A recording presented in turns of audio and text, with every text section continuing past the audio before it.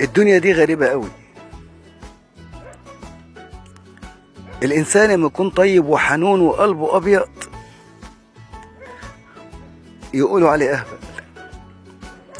يكون صريح واللي في قلبه على لسانه يبقى سافل وقليل الأدب. يكون خجول وهادي وفي حاله يبقى مريض نفسي. يبقى ملوش في اللف والدوران يبقى عبيط. بيحب كل الناس من غير مقابل يبقى فقري. في المقابل يكون فرج علوز ويسيب دي ويروح لدي يبقى روش ودمه خفيف. منافق وب50 وش يبقى بيعرف يتكلم ولمط. اللي جواه غير اللي براه مخادع يبقى شاطر مدام يقدر يقنعك. طب عايزين ايه؟ يبقى فين الحل؟